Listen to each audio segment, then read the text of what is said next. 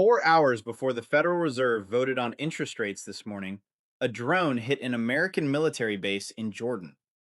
By the time that vote happened, Brent crude was up roughly 7%, over $80 a barrel, on a single Wednesday morning.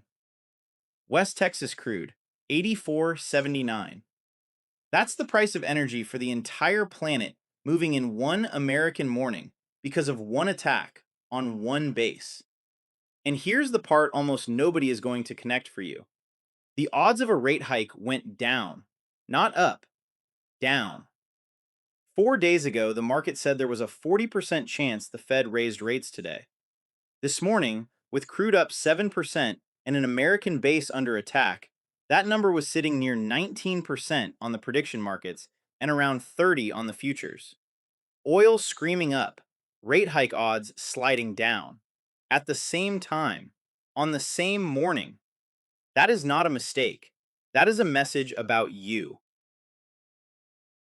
I read the actual statement they published at 2 o'clock, not the headline, the document.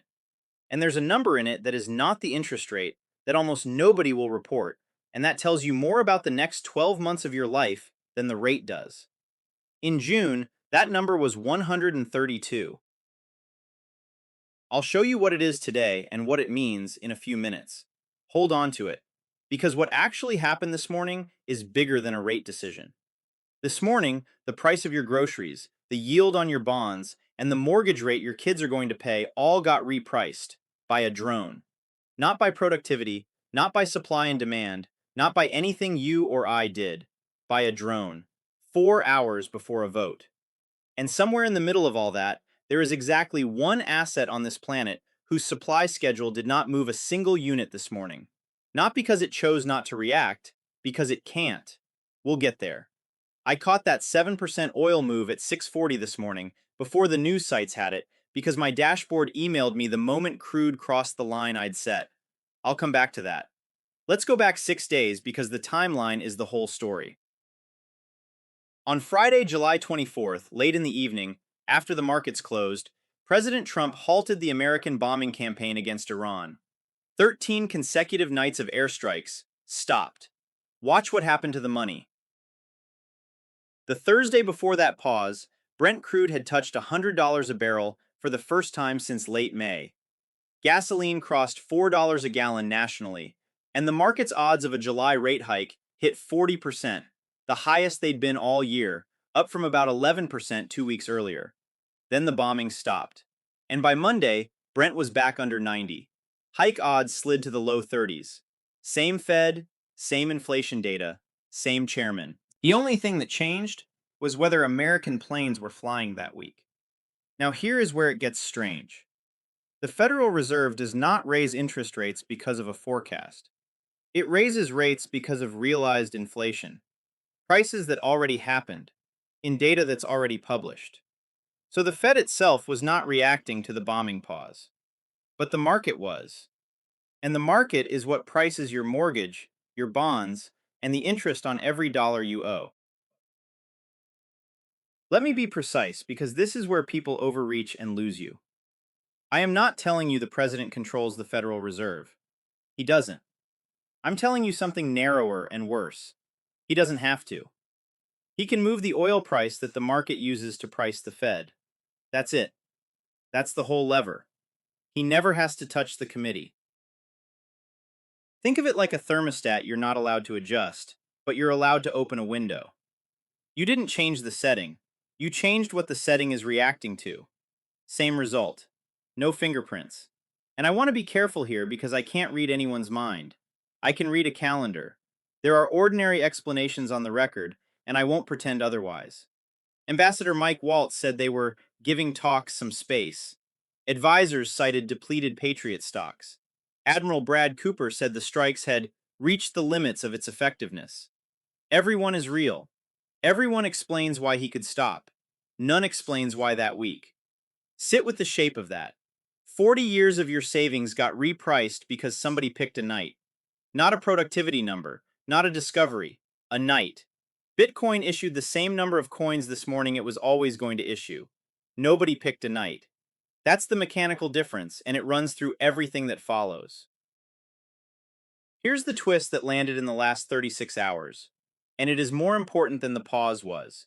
The pause broke. On Tuesday, the U.S. military said it intercepted what it called a surprise Iranian attack on American forces across the Middle East. Iran-backed militias hit Saudi oil facilities 2 days running, and then a U.S. base in Jordan was struck, an attack Iranian media attributed to the Revolutionary Guard.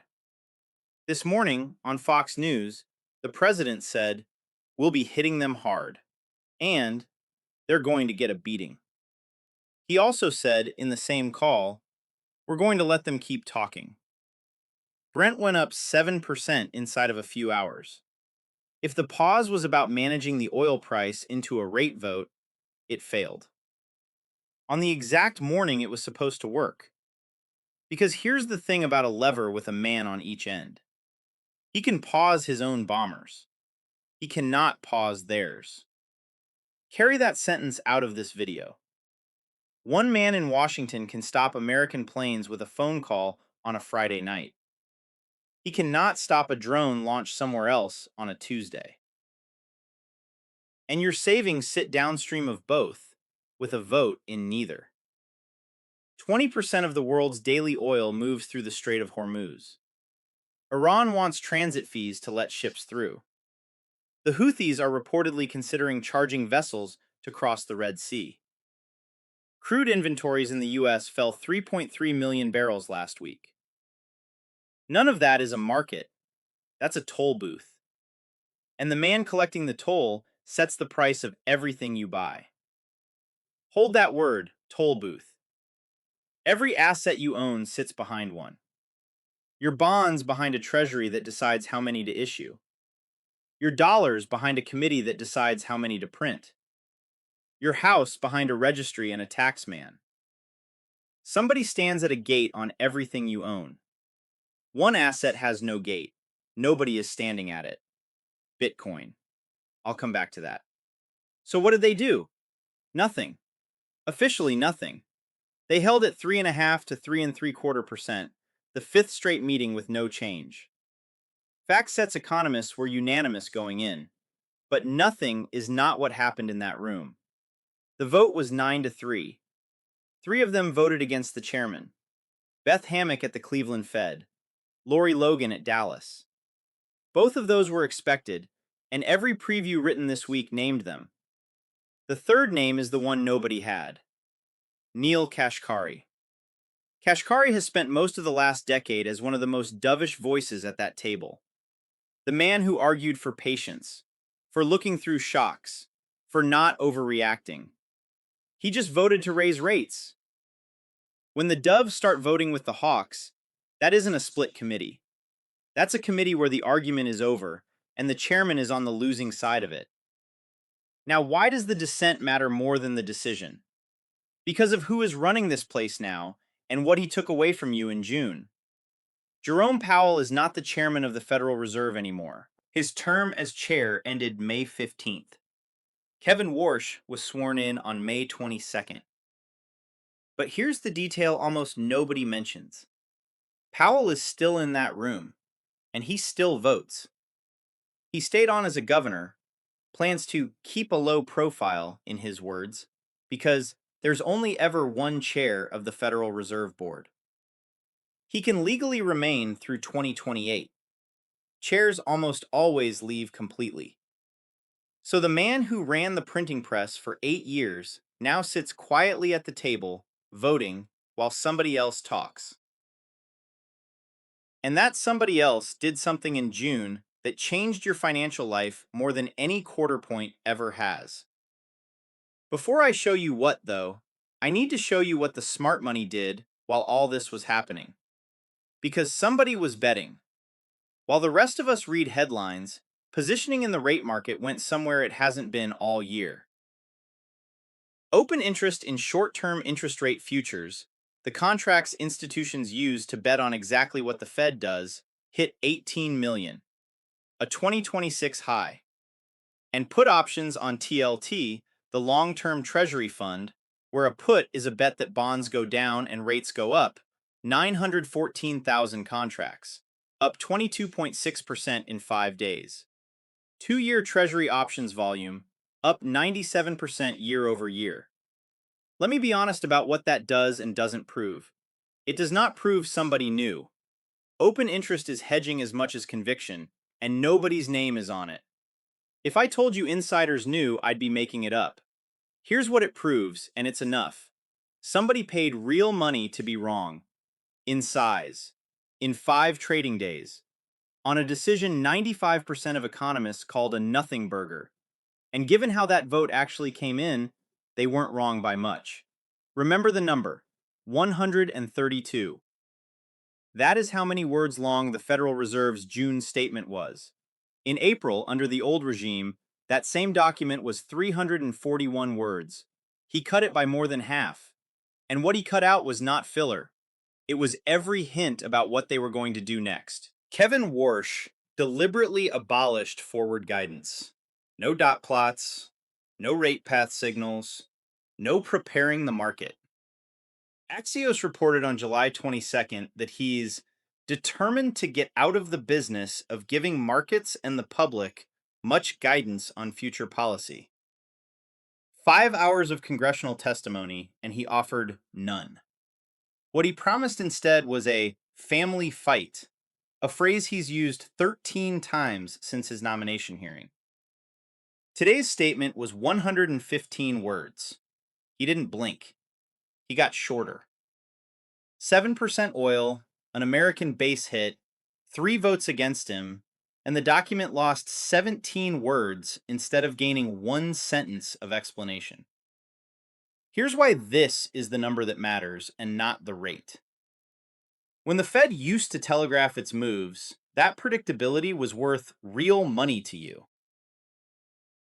George Perks at Bespoke put a number on it. Forward guidance anchored expectations and was worth perhaps 1/4 of a percentage point in lower borrowing costs. 1/4 point. On your mortgage, on your HELOC, on your car loan. One man arrived, stopped talking, and a named analyst priced the silence at 1/4 point, and you cover it. You didn't vote on that. Congress didn't pass it. There was no hearing.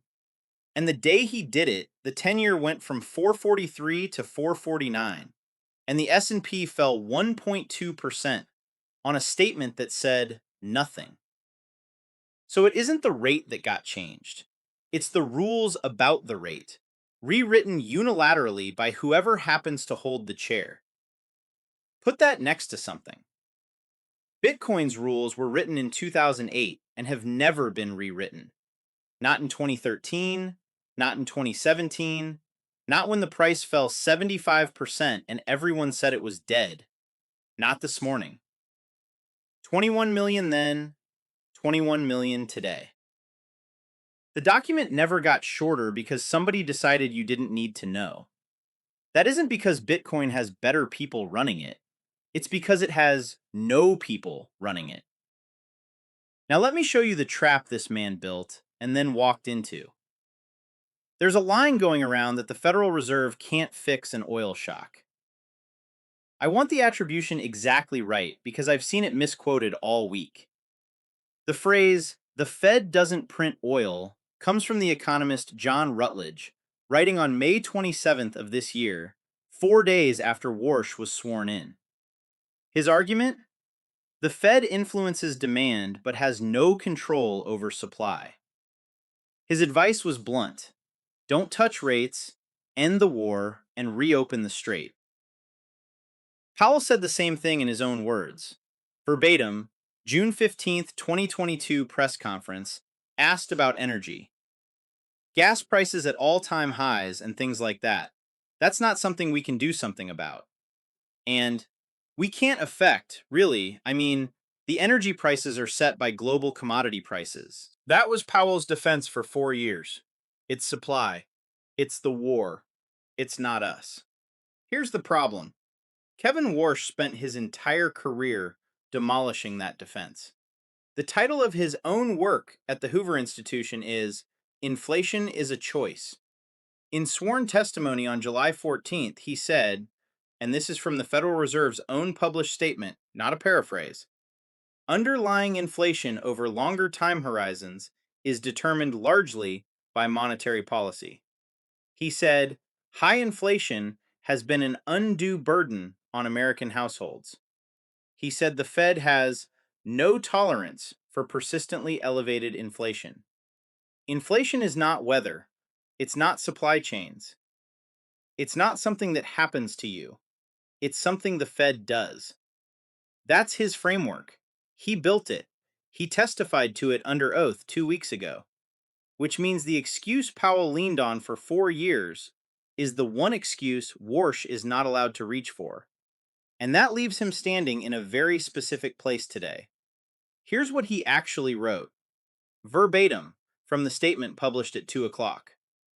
Inflation remains elevated relative to the committee's 2% goal, in part reflecting supply shocks that have driven price increases in certain sectors, including energy. Read that again. Supply shocks, including energy. That is Powell's sentence.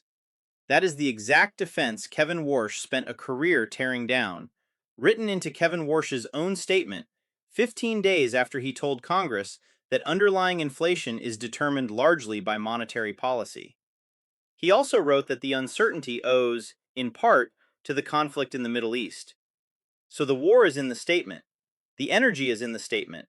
The excuse is in the statement. And then, one sentence later, this. The committee will deliver price stability. Flat.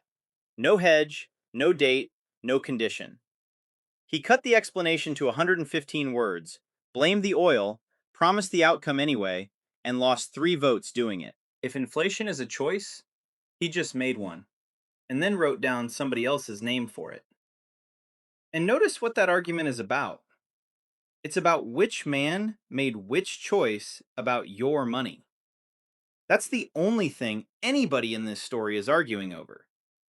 Nobody is arguing about Bitcoin's issuance schedule today, because there's no argument available. There's no one to have it with. That threshold on crude, $90, I don't sit and watch it. My macro command center emails me the second it crosses. Let's get concrete, because I owe you the arithmetic and not a feeling. First, a correction you'll hear botched on almost every other channel today. A Fed hike does not raise your mortgage payment. Roughly 90% of American mortgages are fixed rate. If you're locked in, a rate decision does not touch that number. It can't. Anyone telling you the Fed is about to raise the payment on your 30-year fixed is selling you something. Here's who actually pays. Your HELOC, immediately. It's tied to prime. Your credit cards, immediately. And the average already sits at 22.15%. Anybody who has to move or buy, the 30-year averaged 6.58% last week. Adjustable rate resets, small slice, but real. And the big one for someone 65 with a bond ladder or a target date fund. Your bonds reprice down. Rates up, bond prices down. That's not an opinion. That's arithmetic. The safest thing in your portfolio takes the hit. But now I want to show you the deeper theft, the one that doesn't show up on a statement. Your payment is fixed. The dollar it's denominated in is not. Your groceries aren't fixed. Gasoline just crossed $4 a gallon. Personal consumption inflation ran 4.1% year over year in May. The core measure, 3.4. Both of them well above the 2% they promised you. Brent crude is up 24.5% in 1 month. So you can win the mortgage and still lose the money. That's the whole trick. They let you lock the contract and then dilute the thing the contract is written in. And before anybody writes in, no, Bitcoin didn't have a quiet morning either. It moves, and it moves hard. But there's a difference between an asset whose price moves and one whose supply moves. The dollar's supply is a decision. Bitcoin's supply is a schedule. That distinction is the only thing that matters in about 60 days. Let me show you why. They are tokenizing everything. Not eventually. On a build schedule, in public, right now. Real estate, equities, credit, bonds, savings moved onto digital rails. The legislation is written and the plumbing is being poured this fall. And when your house and your bonds get repriced onto those rails, exactly one question survives. Because every single tokenized thing still has a man attached to it. A tokenized bond has an issuer. A tokenized house has a registry. A stablecoin has a company that can mint more. A central bank digital currency has, well, it has the room you watched vote today. Tokenizing doesn't remove the man. It just makes his decisions settle faster. Think about what you actually witnessed this morning. The interest rate on the entire American economy was being priced, in real time, off a drone strike on a base in Jordan, filtered through an oil market controlled by a toll booth in the Strait of Hormuz, decided by a committee whose chairman stopped explaining himself in June, with the previous chairman sitting silently at the table, still holding a vote. Every layer of that has a person in it. Every single one. Now here's the thing I keep coming back to, and it started with your mortgage. You love that fixed rate mortgage. You will never sell it. And when I ask people why, the answer is always some version of the same sentence. Because nobody can change it. The rate is the rate, the payment is the payment. It is, quite possibly, the only contract in your entire financial life with a schedule that no committee can rewrite after the fact. You already understand the value of that. You've already bet a house on it. Same instinct, different asset. Now I'm going to tell you the thing most Bitcoin channels won't. Because if I only give you the good half, you have no reason to believe the rest. The Bitcoin cycle says we may be heading into a rough autumn. Here are the dates, and I checked every one. Cycle tops, November 2013, December 2017, November 2021, and the last one, October 6th, 2025, at $126,198. Top to bottom historically runs 12 to 14 months. That lands in October 2026, 90 days out. Michael Turpin has publicly forecast capitulation in early October, bottoming between 39 and 55,000, a 66% drawdown. That's meaningfully below where Bitcoin trades today, and I won't soften it for you.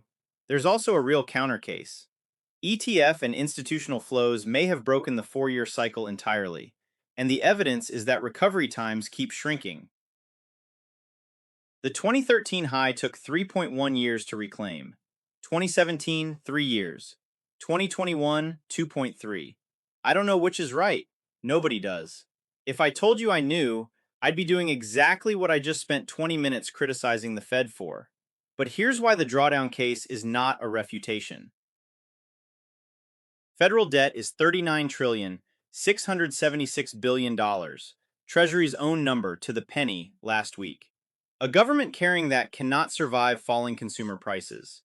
Deflation makes the real weight of the debt grow. It is arithmetically not allowed to happen. So they can run an asset crash as a tool.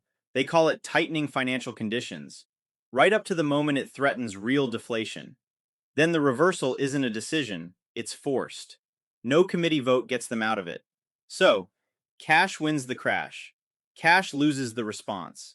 The gap between those two events is the entire game, which makes cash a ticket, not a destination. If you're holding it, hold it knowing what you're holding it for, and knowing there's a date it stops being good for it. 21 million doesn't need you to time it. That right there is the difference between the ticket and the destination. 21 million. Fixed. Forever. There is no chairman of Bitcoin who arrives in May and rewrites the rules in June. There is no Bitcoin statement that got cut from 341 words to 132 because somebody decided you didn't need the warning light anymore. There is no vote that changes the issuance schedule, and there is no drone strike anywhere on Earth that changes the block subsidy. Not because nobody has ever wanted to change it, because there is nobody who can. No servers, only a protocol. That's the entire argument. That's the whole channel. Bitcoin is not a trade, and I won't give you a price target, because price targets are how people get hurt. Bitcoin is the answer to one question. In a world where every asset gets repriced digitally, which one has no man behind it? Let me give you the probability, not the prophecy. There are no certainties here, and anyone who tells you otherwise is lying to you. Global store of value assets, gold, bonds, equities, real estate, cash, total somewhere around 900 trillion to a quadrillion dollars. Mark Moss has run the arithmetic in public. If 15 to 22% migrates into the one asset that can't be diluted, that's roughly 200 trillion divided by 21 million coins, $7 to $10 million a coin. Hal Finney ran the same math in 2009 and got 22 million. Fidelity, not a podcast, models a million by 2030. Do I know that happens? No, nobody does. That's what probability means. But run the other side. If it doesn't land on Bitcoin, where does it land? Gold already failed. It can't settle at the speed of the internet, so it needs a ledger. A ledger needs a trusted man. And after this morning, tell me where that trust comes from. A central bank digital currency is the same disease in a new coat. Unlimited printing, plus surveillance, plus control over what you're allowed to buy. There is no third door. And I'm not going to tell you to run out and buy Bitcoin today. I never have. You've managed money longer than I've been alive, and you don't need me yelling at you. I'll hand you the math and the mechanism, and you walk through it yourself. Here's the mechanism, one more time, in a sentence. This morning, a drone repriced your savings, and you had no vote, no warning, and no say. And the men who did have a vote stopped telling you what they're going to do next. Here's what to watch. August 12th, July CPI. That's the number that decides September. And the futures already put September's odds around 80%. And watch whether the strikes resume, because the oil price is now the interest rate, and the interest rate is now your grocery bill. They held today. Nothing changed, they'll tell you. Something changed. It just wasn't the rate. Free, no credit card, 2 minutes. Take the money quiz at timtalksfinance.com/members. It'll show you your net worth, what inflation is actually costing your cash in dollars per year, and one move worth considering for your situation. I built it so you don't have to figure this out alone. 21 million. Fixed. Forever. No servers, only a protocol. I'll see you in the next one.